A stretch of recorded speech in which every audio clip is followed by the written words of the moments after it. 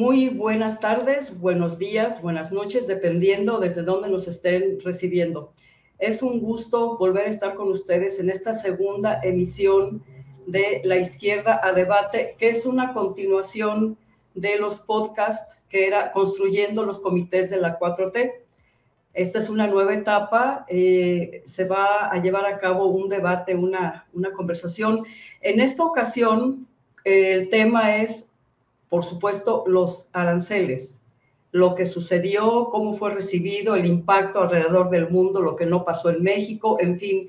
Y tenemos el gusto enorme, tengo el gusto enorme de compartir, por supuesto, con mi compañero, Paul, y nuestro querido invitado, Josaphat, a quien el compañero Paul va a presentar. Muchas gracias. Buenas tardes, Patti. Buenas tardes, maestro Josaphat. En efecto, pues me permito primeramente presentar quienes habla y les habla por este medio, su amigo Paul Luna, co-conductor con la compañera Patti, una compañera de la Unidad de las Izquierdas, cuya organización social y política es aglutinar a las fuerzas de izquierda de nuestro país y rescatar el pensamiento ideológico de la izquierda. Somos conscientes también de la importancia de la construcción de la unidad y seguir impulsando el proyecto de nación iniciado en 2018 en México con el triunfo de Andrés Manuel López Obrador. Pero siempre con un toque de reconocer lo que hace falta por hacer, con autocrítica positiva, incluso constructiva, para corregir donde haya que corregir y hacerlo. Y para lograr la profundización del segundo piso de la cuarta transformación de la vida pública de nuestra patria, encabezada en este momento histórico por nuestra presidenta Claudia Sheinbaum Pardo. Y hoy, en efecto, como dices, Patti, nos toca hablar un tema por demás interesante y de relevancia internacional. Y pues obviamente tenemos un invitadazo de lujo, lo que es el compañero, el doctor Josaphat Iván Hernández. Él es profesor, investigador en el CIDE, es doctor y maestro en filosofía de la ciencia por la UNAM, es especialista en historia del pensamiento económico y ha realizado algunas estancias en London School of Economics de la UNED Madrid y asistió a la escuela de verano del Instituto Max Planck en Berlín. Es miembro también de la Asociación Latinoamericana de Historia del Pensamiento Económico y actualmente es quien coordina el Seminario del Capital de Karl Marx en el CIDE. También coordinó durante 6 años el Seminario de Filosofía de la Economía en la UNAM. Resultando de este seminario es la publicación del libro Filosofía de la Economía, una introducción contemporánea.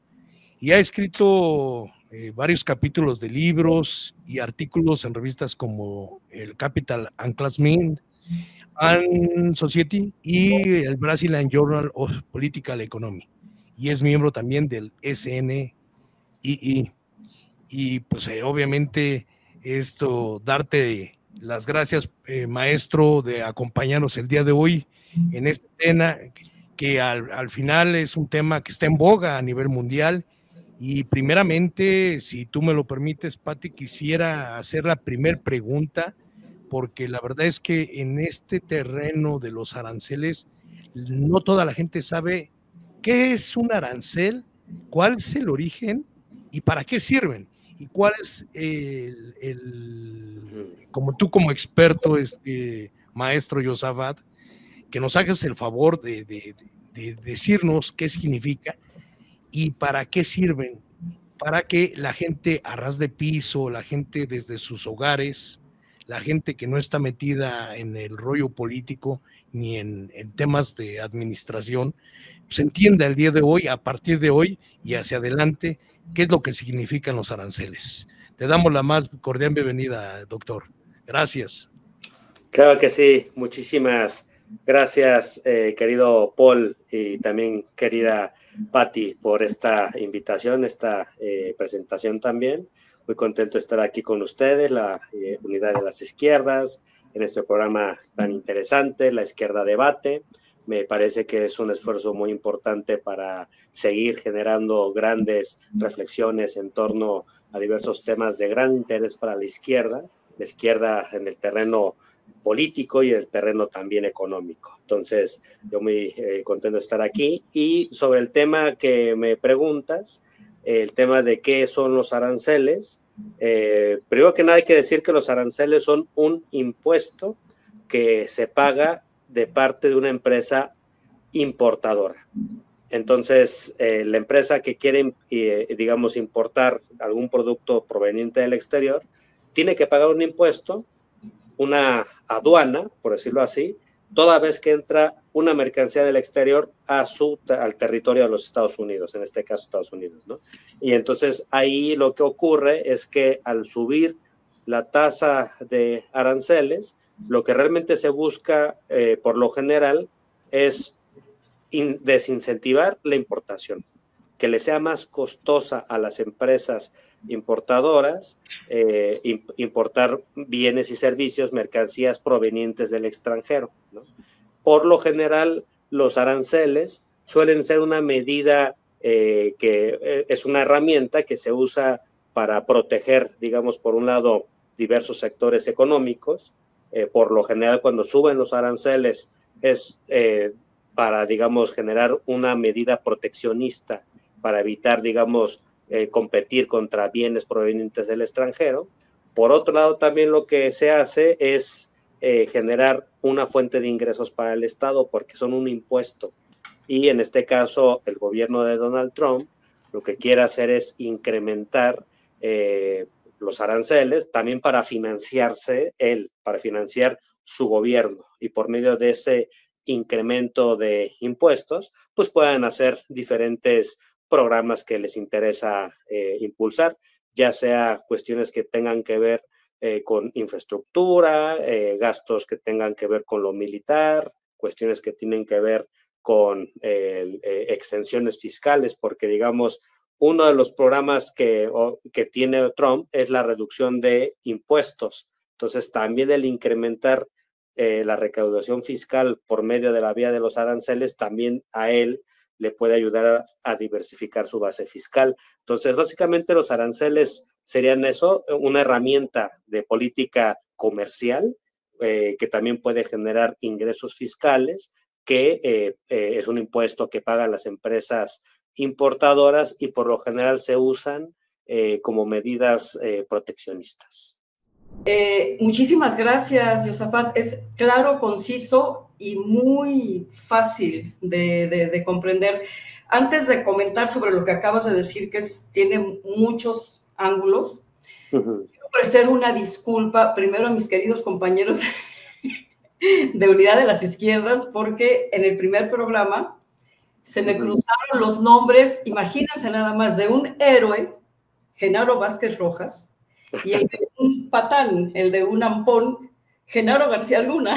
Entonces, cuando quise hablar de Genaro Vázquez Rojas, dije, Genaro García Rojas, qué barbaridad. O sea, así que una fe de ratas, una disculpa. Por supuesto me refería a este gran, extraordinario maestro de la Normal de Ayotzinapa y pues un luchador social extraordinario, ¿no? Genaro Vázquez Rojas. Y ahora sí, lo que sigue. Mira, los aranceles, como bien dices, Josafat, datan de hace cientos de años. ¿Cuál es el propósito real? Es proteger la producción interna a los productores de una nación que está en vías de desarrollo contra la competencia, digamos, desigual de una nación ya desarrollada, ¿no? Esa es ha existido siempre, se llama proteccionismo, ¿no? Y es válido, es válido. Sin embargo, en la época del imperio, desde hace ya varias décadas, lo ha venido utilizando como una medida de presión.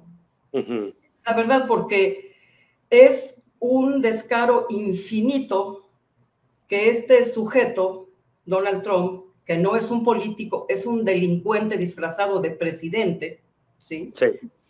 Es un delincuente, sí, es un ampón, diga que, pobre América, todo el mundo abusa de América, siendo que América se ha hecho un imperio extrayendo así por las venas abiertas de América Latina, como lo decía el gran Galeano, los recursos de las naciones que invade y que presiona y en las que tiene un injerencismo casi total. Entonces, en esta ocasión, ustedes saben, muchos ya sabemos, que la presencia de BRICS, que no quieren que se le llame bloque, bueno, este grupo de grandes países que ha surgido gracias a los Estados Unidos, a USA Corporation, porque ha sido la acción de USA Corporation la que ha juntado a países que en algún momento incluso eran enemigos. Entonces, se forma este bloque para protegerse del dominio del dólar y de este sistema bancario SWIFT, porque a través de ahí ellos presionan los aranceles. Si Trump supiera de economía, fíjense, claro, hay expertos como tú, Joseph, pero cualquier persona con un poco de sentido común sabe que si tú aplicas aranceles a empresas norteamericanas, en este caso, que tienen maquiladoras aquí, en China y en otros países donde la mano de obra es muy, muy barata, va a representar un golpe para esas propias empresas. Y aparte de eso, lo que va a generar es un incremento del costo del producto que estén exportando General Motors desde México hacia Estados Unidos. Pero ¿quién es el que paga finalmente ese incremento? Claro. Sí, no, totalmente de acuerdo. O sea, al final el costo lo va a pagar el consumidor. Digamos, ese es uno de los efectos más inmediatos que va a generar este incremento de los aranceles en los Estados Unidos. Totalmente de acuerdo que los aranceles son una medida de presión, son parte, digamos, de una estrategia de discusión en diferentes países para presionar a otros países a que hagan lo que ellos quieran. Entonces son una herramienta de sometimiento en la actualidad, ¿no? Son una herramienta de chantaje. Eso es lo que ha estado haciendo Trump con nuestro gobierno, todo el tiempo diciendo, si no haces lo que yo quiera, suben los aranceles, ¿no? Entonces esa parte es muy importante porque nos hace ver que la economía es política. Usualmente en las clases de economía se habla de la economía como algo muy técnico, incluso matemático, como si no hubiera política, y no, la política está presente todo el tiempo. Y en este tema de los aranceles es así. Entonces creo que esa parte se vuelve fundamental también, incluso también como lo dijiste, como una estrategia de protección. Aquí me parece muy importante también hacer alusión a la historia de los Estados Unidos, que Hamilton, que es uno de los padres fundadores de los Estados Unidos, es el gran campeón de los aranceles. Hamilton fue uno de los personajes que decía que Estados Unidos tenía que poner aranceles para comerciar con otros países, pero básicamente el punto era que él quería proteger las industrias para que las industrias crecieran. Es decir, los aranceles por lo general, lo que la forma en cómo se justifican es para evitar estas competencias con industrias de otros países que son mucho más fuertes, más bollantes, que pueden en la competencia terminar destruyendo las industrias locales de algún país. Y en el caso de Hamilton, él lo que decía era, no podemos competir contra Reino Unido, ni contra Francia, ni contra Alemania. Entonces, más bien tenemos que reducir, tenemos que reducir el comercio con ellos, incrementar el apoyo a nuestras industrias por medio de los aranceles, y una vez que ya se desarrollan sus industrias, ahora sí ya les gusta el libre comercio. Y por ejemplo, ellos, los Estados Unidos, en el siglo XIX, fueron a Japón y por medio de cañones abrieron el mercado japonés, que Japón había estado, digamos, cerrado al comercio internacional por cerca de 300 años durante la época del shogunato de los Tokugawa. Ya una vez que Estados Unidos desarrolló su industria por medio de medidas proteccionistas, ahí sí ya quisieron imponerle a otros el libre comercio. Aquí es importante decir que en la actualidad las reglas del libre comercio las fijaron los propios Estados Unidos, y ahora que ya no pueden competir contra China, ahí sí están como esa actitud de los niños que dicen, ya no quiero jugar. ya no me gustó el libre comercio. ¿Por qué razón? Porque China creció de una forma increíble en las últimas décadas. Hay ocasiones en que China creció cerca del 17% en las últimas décadas. China generó una gran industria a nivel global, de tal manera que gran parte de los productos que ahora consumimos provienen de China, celulares, computadoras, tablets, y Estados Unidos se ha ido rezagando poco a poco. Entonces, en ese contexto que ya no pueden competir con los chinos, es cuando deciden poner sus aranceles y lo hacen de una forma muy desesperada, lo hacen, como dices, sin realmente dimensionar gran parte de las implicaciones que esto tiene, y en gran medida eso es parte de lo que estamos también investigando en el CIDE, qué tanto se está confrontando Trump, que representa una especie de proyecto de reindustrialización de los Estados Unidos, uno, con las empresas globalistas, que son empresas, muchas de ellas de origen estadounidense, que se fueron desdibujando y fueron perdiendo cada vez más la relación con su país y se fueron convirtiendo en empresas transnacionales ya totalmente desvinculadas de los intereses nacionales, ¿no? Y por otro lado, el tema del capital financiero. Hay que decir que desde que tomó posesión Trump, en gran medida los grandes magnates de los Estados Unidos han ido perdiendo sus, digamos, riquezas, sus ganancias, o sea, se ha ido disminuyendo, no de una forma tan fuerte como nos gustaría, pero sí se nota una disminución porque ha ido cayendo sus acciones, el valor de sus acciones. Entonces, esa parte es importante porque lo que se demuestra es que Trump genera incertidumbre. Y una de las cosas peores que le puedes hacer al capital es generarle incertidumbre, porque ellos todo el tiempo quieren invertir. Y si un entorno está completamente lleno de incertidumbre, no van a invertir en algún lugar. Entonces, Trump genera muchísima incertidumbre, de pronto dice una cosa, luego hace otra, tiene un comportamiento errático.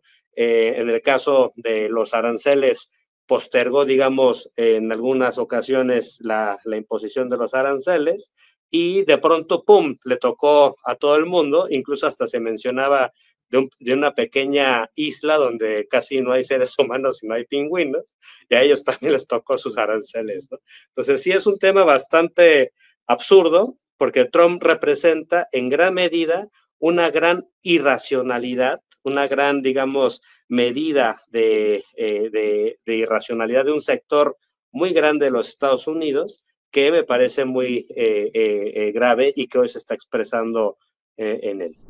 Pues mira, maestro, yo creo que has dado una explicación tan extensa que aquí me lleva a una pregunta. El gran representante de un capitalismo rapaz, que es Estados Unidos y que ha tenido 20,000 formas en sus modelos, y sea republicanos, sean demócratas, siempre han buscado el control comercial, e incluso en temas de reconocerse con una supremacía.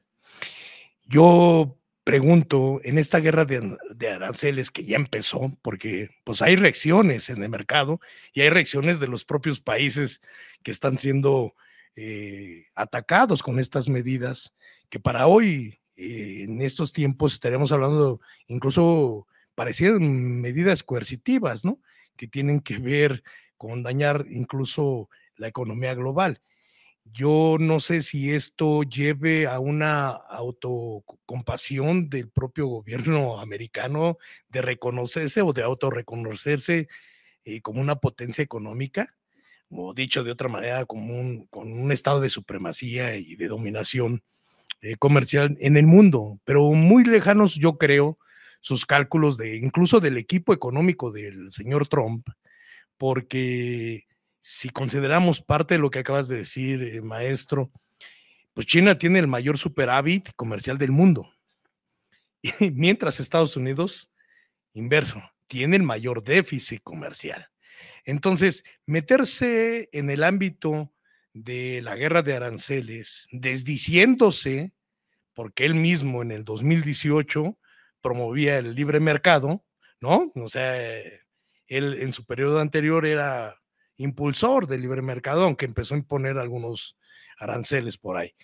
Pero yo me llevaría a esta pregunta. ¿Consideras, maestro, que estas consecuencias que sí se van a mirar en el mundo y con estas políticas se generen condiciones para que Estados Unidos también, a partir de estas tambaleos económicos que se van a suceder, se generen condiciones de injerencismo y de intervención en algunos países? Porque, o es solo un reacomodo económico, porque la verdad es que es bien interesante el tema, porque los Estados Unidos siempre buscan cualquier pretexto. Por un lado es el tema del pretexto de los derechos humanos, ¿no? Por otro lado, el tema del humanismo. Ellos se sienten muy humanos y rescatan a todo mundo. Ellos no estarán generando, es una hipótesis, ¿no? No estarán generando condiciones entre el equipo de Donald Trump y el señor Trump, y digo ahí pegado el otro nazi, Elon Musk, una situación de esta como para encontrar estas motivaciones para atacar a los países con menos oportunidades. ¿Me permites un segundito añadir a lo que le estás preguntando a Josafat? Sí, Pati. Otro ángulo. Es decir, a veces pensamos que los presidentes deciden lo que ellos quieren. No es así. En Estados Unidos ha venido dominando un cártel muy peligroso que yo le llamo USA Corporation, porque son corporaciones, es un gobierno corporativo. Entonces, Trump tiene el aspecto personal de Trump es megalomania. Él quiere pasar a la historia porque no va a poder estar otros 4 años en el gobierno y es su última oportunidad de recibir el Premio Nobel de la Paz, pasar a la historia como el Salvador de América. Por cierto, yo a los norteamericanos no les digo americanos, les digo estadounidenses, porque americanos pues somos todos los que estamos en el continente americano, y creo que eso, ellos le llaman América a su país, pero América es un continente. Bueno, regreso. Entonces, está sujeto a ese sueño guajiro de pasar a la historia como el gran Salvador de América, y quiere regresar, quiere reindustrializar a Estados Unidos cuando fueron las mismas corporaciones, por su codicia infinita, las que decidieron salirse del territorio norteamericano e irse a China, a Tailandia, a esos países donde la mano de obra es baratísima, y a países de América, por ejemplo, como México. Entonces, él piensa, no es que piense, está sometido a muchas presiones, está sometido a las presiones del cártel corporativo del que se rodeó, donde está Musk, este señor de Amazon, Jeff Bezos, el señor de Facebook, toda esta gente, ¿no? Lo que él quiere es recuperar la economía de Estados Unidos sin aumentar impuestos a los más ricos. Esa es la promesa que les hizo.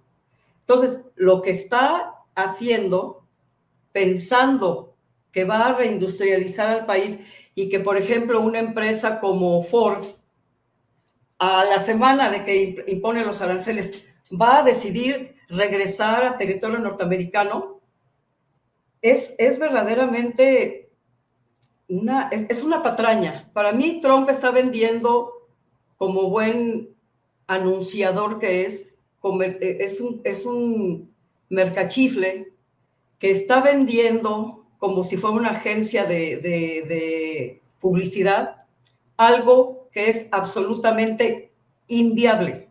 Es inviable. Nada más cierro esto para que Josafat se extienda en esto.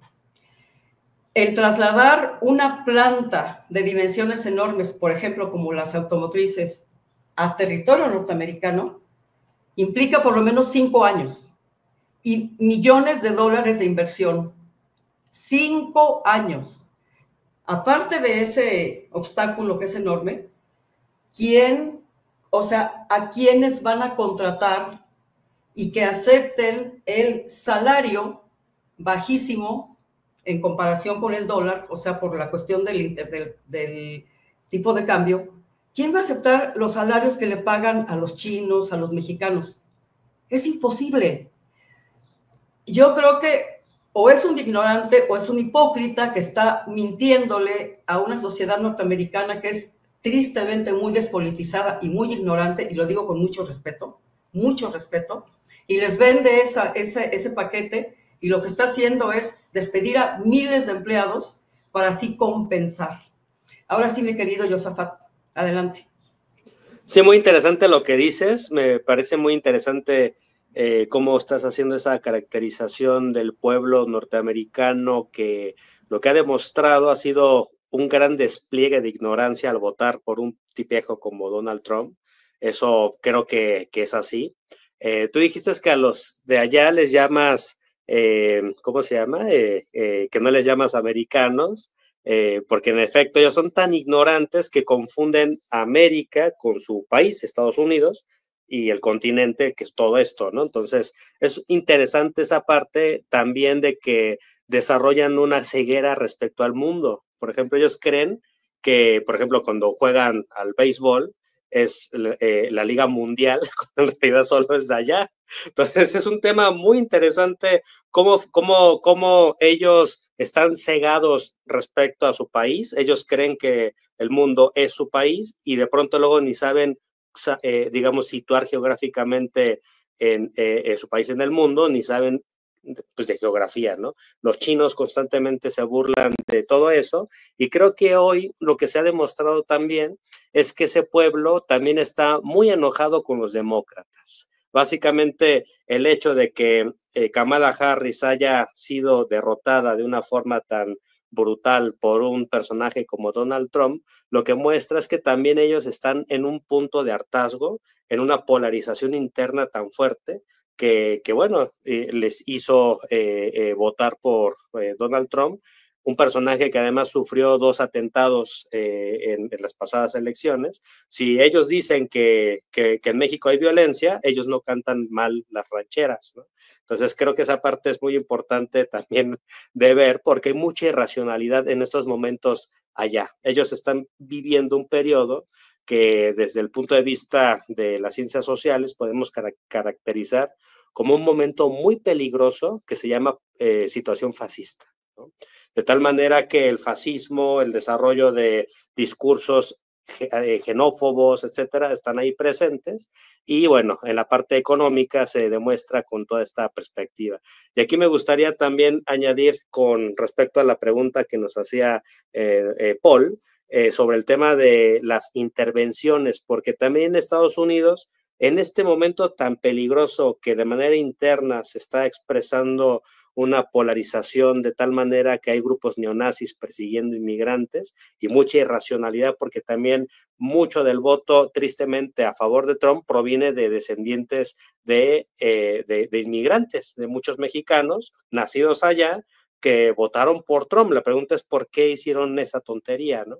Pero bueno, en esa situación, Donald Trump necesita tener un discurso militarista para mantener unido a su pueblo, y en este contexto él está, por un lado, viendo que la principal amenaza externa es China, por otro lado, busca generar las condiciones para poder abastecerse en su proyecto de reindustrialización de las tierras raras que China ya no le vende a Estados Unidos. Como bien se comentaba respecto a la guerra comercial, China dijo, me pones aranceles, yo te pongo aranceles. Estados Unidos dijo, no te vendo componentes altos de tecnología. China dijo, no te vendo tierras raras. Y ahí los estadounidenses se pusieron en ese plan de, bueno, entonces tengo que conseguir tierras raras. ¿De dónde? De Groenlandia. Y de ahí está ese tema de que lo dijeron. Y eso es un tema que me parece muy complejo, muy interesante también, pero sí muestra también el tono en cómo Trump está tratando a sus propios aliados como vasallos. Les dice, en el caso de Dinamarca, le dice, o me entregas a Groenlandia o no descartamos una intervención militar a un país de la OTAN, que es parte de su alianza transatlántica militar, ¿no? Les dice, si no me entregas a Groenlandia, no descartamos uso de fuerza militar, lo cual me parece gravísimo a estas alturas de la historia, pero eso es, digamos, lo que está pasando en la actualidad. En el caso de Panamá, ¿qué es lo que está pasando? Lo mismo, casi les dice a la gente de Panamá, o nos regresas el canal de Panamá que nosotros hicimos y que nosotros nos corresponde por derecho, o no descartamos también otras opciones. Y dentro de eso, el argumento es la seguridad nacional. Entonces, fíjense cómo todo el tiempo Trump está con esa actitud de hacer al pueblo estadounidense sentir amenazado, cuando ellos, como bien decía Patty, son un pueblo que, su país ha saqueado a otros y han crecido tanto con base en el saqueo, con base en esas venas abiertas de otros países. Ellos se han ido acumulando de tantas riquezas y eso les ha convertido en esta potencia. Y es curioso que ahora tengan esta cuestión de sentirse vulnerables, de sentirse amenazados. Pobrecitos Estados Unidos, ¿no? Casi dicen tan lejos de Dios y tan cerca del mundo entero. Pues estamos hablando de la situación global. Yo me quisiera ahora ir recargando hacia México. Finalmente, después de anunciarse 185 países que fueron, pues, yo diría no creados aranceles o estos impuestos, más bien casi sancionados. Nuestro país no quedó fuera, no quedó exento, ¿no?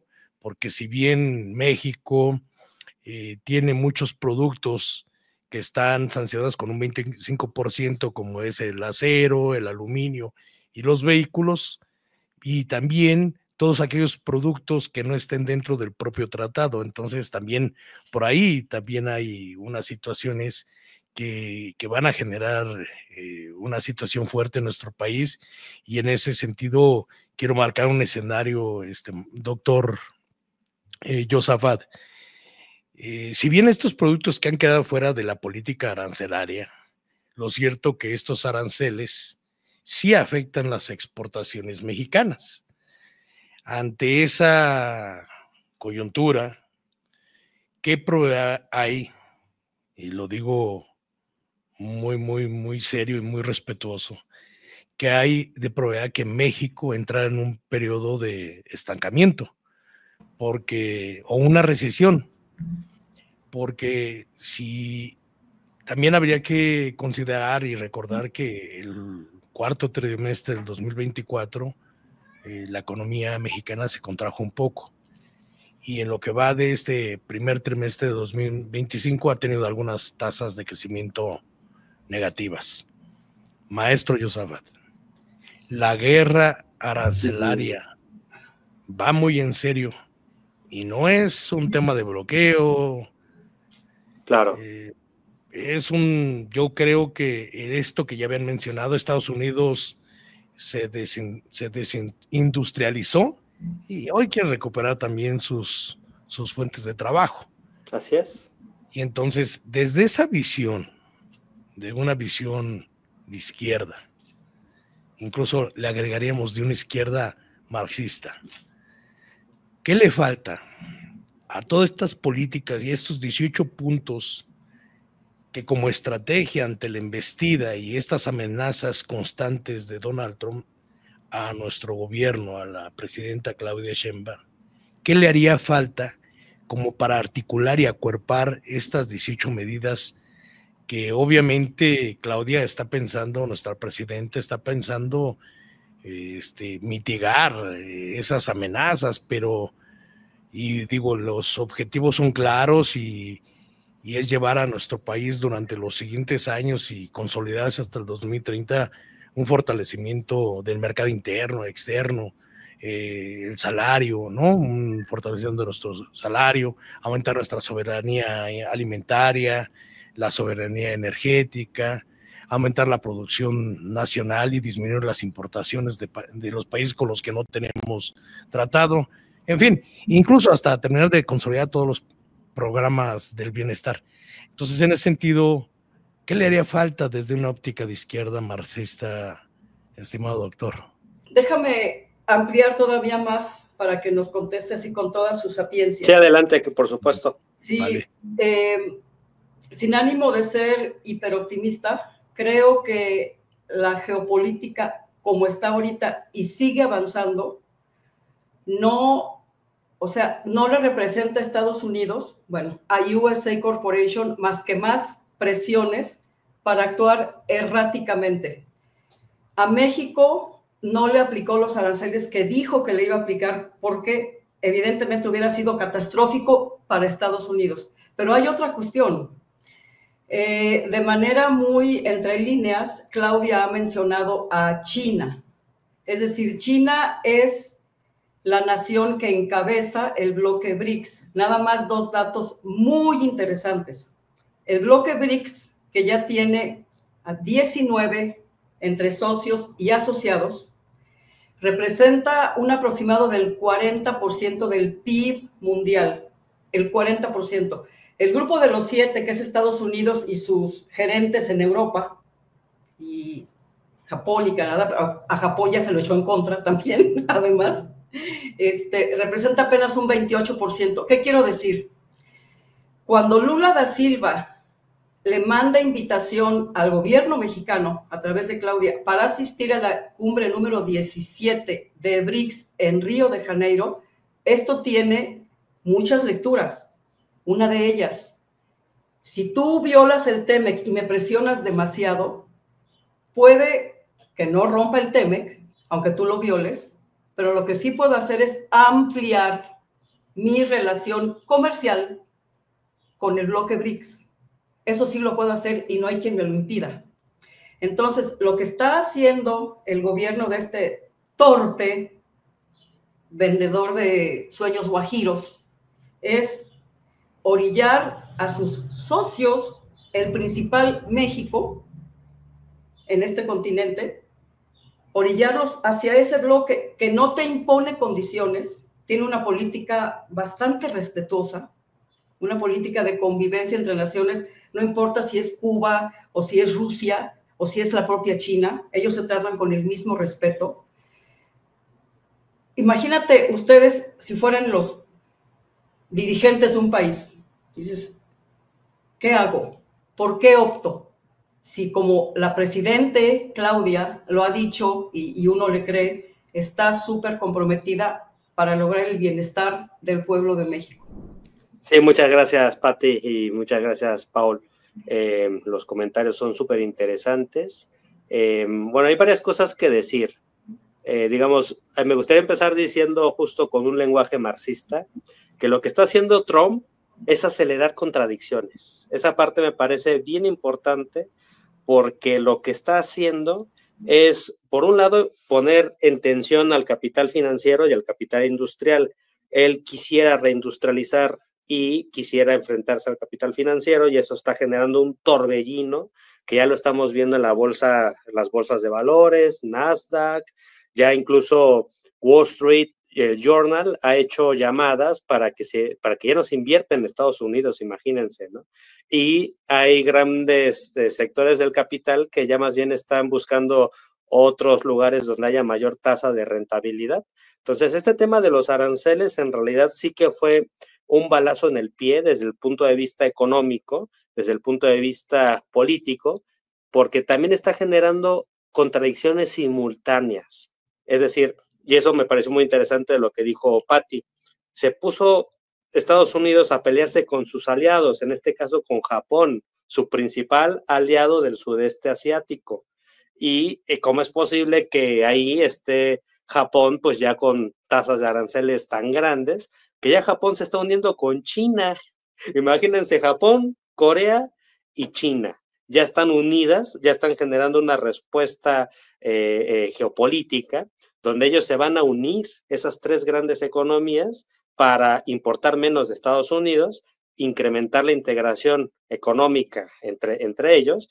China le va a vender tierras raras a Japón, Japón le va a vender semiconductores a China, lo mismo que Corea del Sur, y eso va a generar un gran flujo de comercio. Estados Unidos en ese sentido se dio un balazo en el pie, en el sentido de que está perdiendo influencia en sudeste asiático. En el caso específico de Europa, está pasando lo mismo respecto a cómo se está desarrollando el tema de la guerra de Ucrania y el acercamiento de Trump con Putin. y todo el tema de los amagos contra la OTAN, etcétera, está generando contradicciones con todo el bloque europeo, con absolutamente todo el bloque europeo, de tal manera que gente como Macron ya está diciendo que van a hacer su propio ejército, ya están buscando formas ahí de construir su propia forma de garantizarse su seguridad contra Rusia, etcétera. Y bueno, ahí ya se está enfrentando a Estados Unidos también en la parte económica, ya también están poniéndole aranceles a los productos de los Estados Unidos. China evidentemente ya respondió con una serie de medidas arancelarias contra los Estados Unidos. Entonces, realmente me parece que esta medida de Trump fue una medida que representa un golpe en el tablero geopolítico. Es aquel que va perdiendo en el juego y de pronto se enoja y le da un golpe del tablero y todas las piezas están ahí saliendo, están yéndose de un lugar a otro, etcétera, pero ya después eventualmente se van a redefinir, digamos, las reglas del juego. Entonces me parece que eso es lo que ha estado pasando. Evidentemente Trump también tiene sus asesores, pero me parece que lo han asesorado bastante mal, en el sentido de que está abriendo demasiados frentes y eso eventualmente va a acelerar las contradicciones. Entonces yo creo que ese concepto de aceleramiento de las contradicciones es fundamental, porque con eso lo que se va a dar es la formación de un nuevo orden internacional global caracterizado por la crisis de hegemonía de Estados Unidos. Me parece que es clarísimo que Trump está muy preocupado por lo que está pasando de esa crisis hegemónica de los Estados Unidos, porque no pueden competir contra China en el terreno tecnológico. China les va ganando cerca de 10 años en su industria de coches eléctricos, con 5% del conjunto de presupuesto, pudieron entrenar a una inteligencia artificial más fuerte que la de ChatGPT, con 5% de lo que se usó para ChatGPT para DeepSeek. Y en el terreno también científico, pues China ya está avanzando en 5G, está avanzando también en un conjunto de tecnologías que tienen que ver con nanotecnología, inteligencia artificial. Entonces ahí va ganando China. Y Estados Unidos se está rezagando y con esto todavía peor porque se está, digamos, aislando de sus grandes aliados. ¿Quiénes son los aliados de Estados Unidos hoy? Ni siquiera Milei, ni siquiera Bukele, ni siquiera Ecuador, que eso realmente también me da mucha risa, cómo esos gobiernos que son unos gobiernos entreguistas, ni siquiera fueron capaces de evitar el tema de los aranceles. Mucho mejor México, mucho mejor Claudia, y aquí quisiera conectar con la respuesta que se ha dado en nuestro país. La verdad es que nuestra presidenta ha sido muy buena en la forma en cómo ha gestionado todo esto, ha tenido un temple que realmente en otros países quisieran tener este tamaño de mujer estadista que tenemos en nuestro país, que ha sabido cómo impulsar los intereses nacionales, una tendencia a tratar de caer, digamos, de evitar caer en el conflicto directo con los Estados Unidos y más bien tratar de mirar por el desarrollo nacional. Entonces yo creo que ha sido muy inteligente la estrategia de Claudia, porque ella se ha esperado a ver por dónde van las tendencias, y una vez que vio que se confirma el tema de los aranceles, ¿qué es lo que hizo? Relanzar el proyecto México. Y eso me parece muy importante porque la diferencia entre el primer proyecto México y ahora el segundo, que ya se presentó en esta semana, es que se busca desarrollar la industria nacional. Esa es la gran diferencia. Se busca fomentar la soberanía alimentaria, la soberanía tecnológica, la soberanía industrial. Se busca fortalecer mercado interno. Y me parece que esa parte es fundamental porque gran parte del dinamismo de las economías tiene que ser el dinamismo interno, el dinamismo de nuestro propio país. Y en ese sentido creo que Claudia está tomando al toro por los cuernos y está diciendo, tiene que irse hacia acá. Es decir, la economía mexicana tiene que tener un desarrollo interno muy fuerte, de tal manera que incluso ella lo planteó, ¿no? en el proyecto.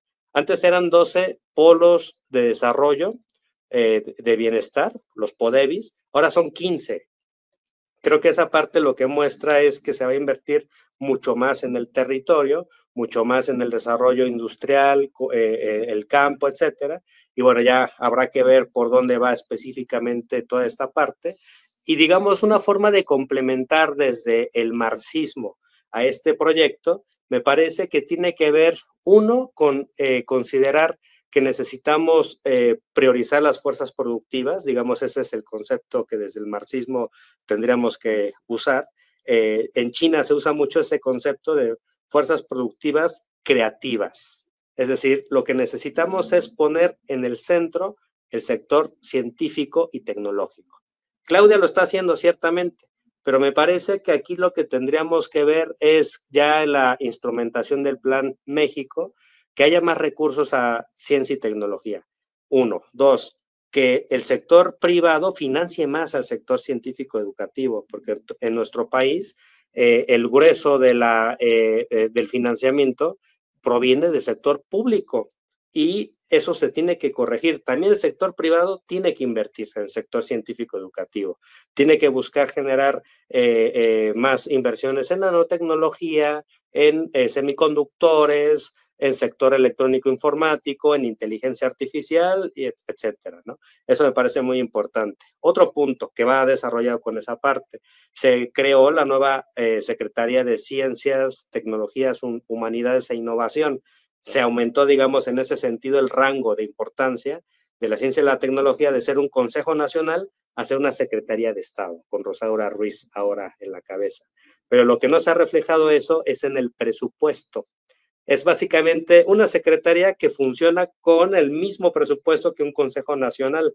Entonces ahí tendría que haber mayor inversión en esa parte y creo que es ahí donde tendríamos que ver por dónde dar, ¿no? En China lo están haciendo, en China le han dado una gran importancia a esta parte del desarrollo de la ciencia, la tecnología. Otro de los puntos que hay que tener mucho cuidado, y aquí es donde el marxismo, que está sobre todo comprometido con la defensa del territorio y el tema medioambiental, es sobre todo tener cuidado que el desarrollo industrial no genere un patrón de acumulación capitalista que despoje a las comunidades y que a su vez también tenga cuidado en no devastar el medio ambiente. Entonces, digamos, yo lo que pondría énfasis es el Plan México acotado con la parte ecológica, que esa parte no la vi en el proyecto, ¿no? Digamos, esa parte me parece que habría que enfatizar más. Yo estoy convencido que Claudia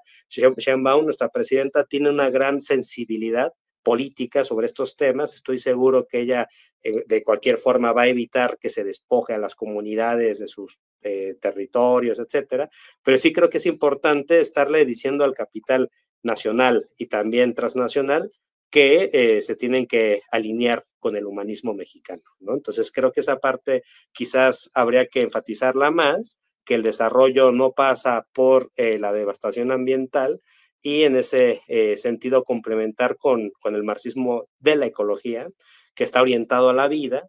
Y finalmente creo que uno de los puntos también que ya es herencia de lo que pasó con nuestro presidente López Obrador, tiene que ver con que se ha estado incrementando el salario y el salario va a seguir creciendo. Ahora lo que habría que ver es ver la parte de la reducción de la jornada laboral, porque nuestra población sufre una gran explotación a diferencia de otros países. Es decir, aquí el número de horas que se trabaja, el número de vacaciones, etcétera, sigue siendo excesivamente alto. Entonces sí necesitamos ver la manera de reducir, digamos, esas condiciones y apostar en ese contexto a profundizar la transformación en materia también laboral y salarial. Nos acercamos ya al final, vamos a ir cerrando con conclusiones y eso, ¿qué les parece? Adelante, Paul. Sí, gracias, Pati. No, pues mira, qué respuesta del maestro. Y yo quisiera y todavía incidir un poquito más en este tema.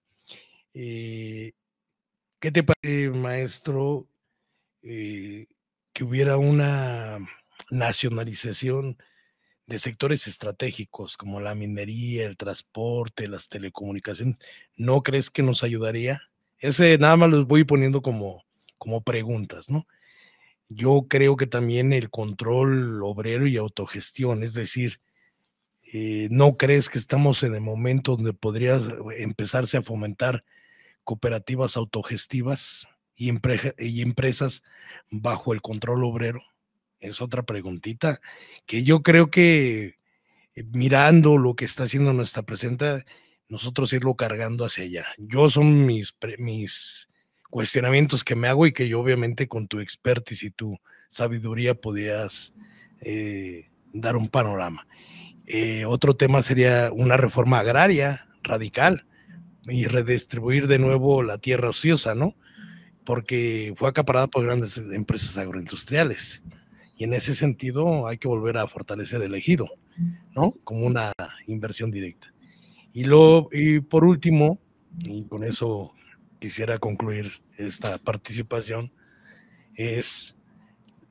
¿crees que sea oportuno la revisión del Tratado de Libre Comercio con América del Norte, del TEMEC, y revisar y renegociar algunas cláusulas? Porque algunas llegan a atentar contra la soberanía económica, ¿no? Entonces, en ese sentido, ¿será momento oportuno? Y por último, ese me gustaría saber tu opinión. Un plan de industrialización socialista. ¿Será momento de empezar a crear empresas también estatales en sectores claves orientados no al lucro, sino a la autosuficiencia y al empleo digno? Con eso concluyo estas reflexiones, preguntas que para mí tendrían que estarse poniendo en boga en esta discusión. Con eso concluyo, maestro. Gracias. Déjame ampliar lo que acabas de decir, Paul, porque, aclaro, yo soy marxista, o sea, marxista. Estoy convencida de que lo que plantea Marx en todo en el Capital y en todos sus escritos es justamente la forma más sana, humanista, de mantener un país bien, en buenas condiciones, con una economía bastante saludable. ¿Qué sucede?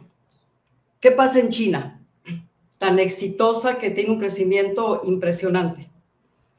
China está aplicando una suerte de keynesianismo a la China. Es decir, hay banca estatal, hay empresas estatales, grandes empresas estatales, y hay una gran protección de las empresas chinas que se llegan a asociar con transnacionales, de manera que el gobierno chino es muy, muy exigente en ese sentido, y las empresas transnacionales tienen que cumplir. Para empezar, no van a explotar la mano de obra china. El gobierno chino ha sido muy exitoso en ese sentido, pero sí permiten la inversión privada. Y ha tenido tanto éxito porque, así como reconocemos que en México y en su momento en Ecuador, en Argentina, en el mismo Chile, los respectivos mandatarios y también Andrés Manuel y también nuestra presidente, Claudia, están aplicando una suerte de keynesianismo. No es lo que queremos. No, los que somos marxistas queremos la cooperativa, donde haya democracia en el centro de trabajo y no sea nada más un grupo así el que decida, no, que sean los propios trabajadores. Pero creo que nos falta primero pasar esta transición de un neoliberalismo rapaz, horrendo, y entonces a ir recuperando el mercado interno primero. Y eventualmente, no sé si lo lleguemos a ver, yo espero que sí, pero me parece que es tanto el daño que hicieron a nivel, no solamente en México, sino a nivel global, es tanto el daño que hicieron que reparar todo eso, recuperar todo eso, sí va a tomar su tiempo. Nada más estos comentarios adicionales. Yo quisiera que la CFE fuera realmente una empresa de la nación. Todavía no lo es. Todavía no lo es, por supuesto. Tiene cientos de empresas transnacionales a los que se les está pagando, ni tampoco Pemex. Es decir, falta mucha democratización de nuestros pilares, la CFE y Pemex. Y ya nada más para que nuestro querido Josafat nos enriquezca con esa visión global, porque lo que pasa allá tiene mucho impacto en México y en América Latina. Sí. Muy interesante. Ajá, perdón. Yo creo, sí, nada más rapidísimo. Yo creo que la respuesta a estos coletazos furiosos que está dando un imperio que se sabe en declive, se debe a dos cuestiones, entre muchas, fundamentales. Tú lo nombraste, Josafat. Les patearon el trasero, perdón que lo diga de esa manera, en Ucrania. Literalmente. Literalmente. De las riquezas enormes de Rusia. Querían apoderarse de esas riquezas. No pudieron y por eso odian a Putin. En segundo lugar, les están pateando el trasero a la base militar que no país, que es Israel, no es una nación, es una base militar del imperio en Medio Oriente. Les están pateando el trasero en el Mar Rojo, los de Ansar Allah.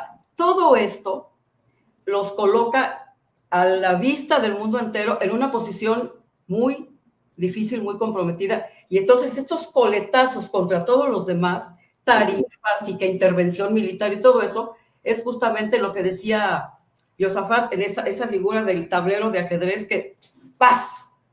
Y te das 90 balazos en el pie. Ahora sí, mi querido Josafat, adelante. Sí, no, totalmente de acuerdo. Digamos, ahí para tratar de dar una respuesta, creo que podemos pensar, digamos, en varias cosas, ¿no? Una, me parece que la palabra clave aquí es la idea de transición. Estamos transitando de una etapa capitalista global neoliberal a una etapa post-neoliberal, ¿no? Y el post-neoliberalismo no necesariamente es de izquierda, también puede ser de extrema derecha, y lo estamos viendo con Trump.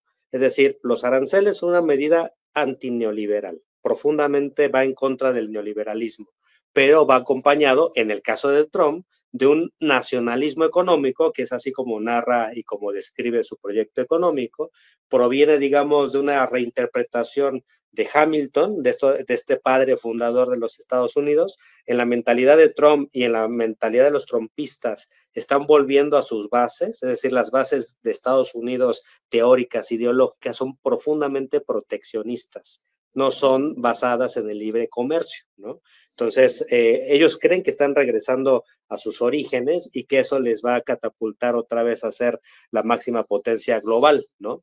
Y eso es un tema que me parece que muestra cómo el post-neoliberalismo también puede ser fascista, con esa corriente trumpista, en Europa con los giros fascistas que se está viendo en la actualidad, y también en el caso de Sudamérica con Milei, ¿no? Como ejemplo de ello, y como un personaje que hasta se llama, ¿no? Hasta el apellido Kaiser en Chile, que es expresión de una extrema derecha muy dura de aquel lado, ¿no? Entonces, ese me parece que es un tema.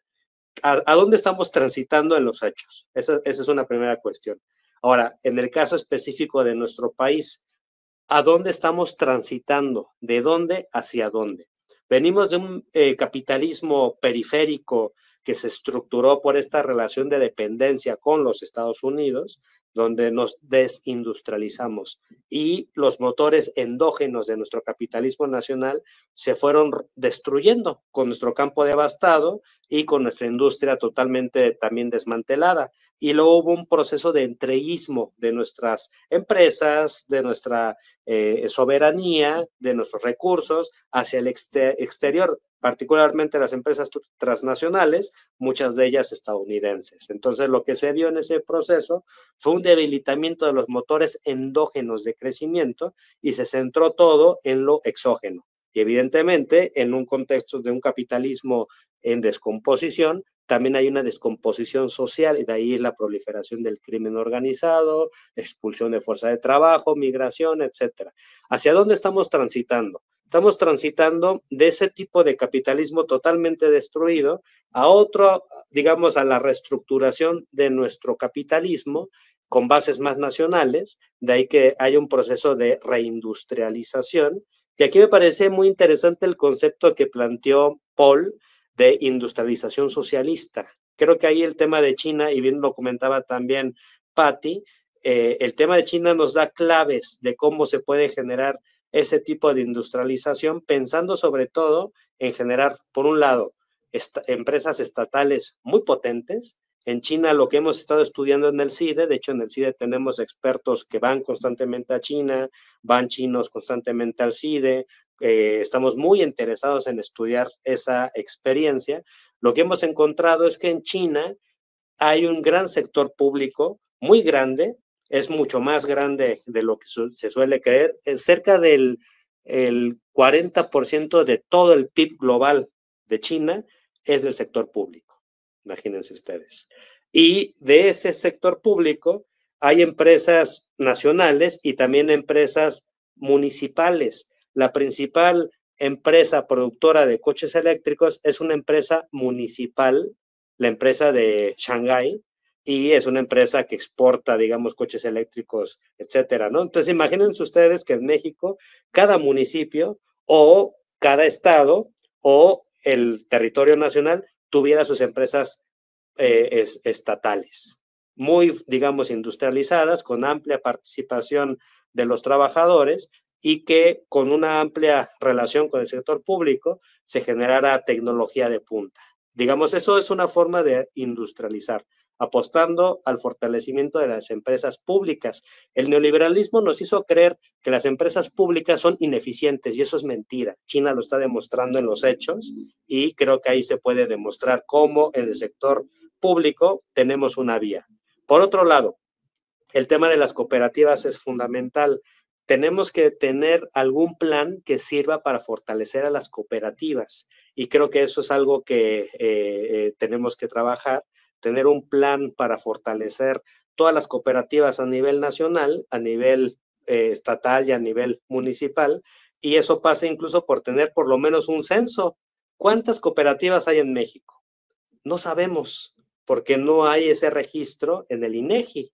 Entonces sí necesitamos tener ese registro para poder hacer una política de Estado para promover la economía social y solidaria, y eso todavía no lo tenemos, es un gran pendiente, pero creo que si se lograra, digamos, pensar en qué tipo de estrategias nacionales y cómo el Estado puede acompañar, digamos, el desarrollo de empresas cooperativas, ahí tendríamos un gran punto de potencialidad de desarrollo de fuerzas productivas en este sentido de crítica al sistema capitalista, pero que también genera una viabilidad económica para la población.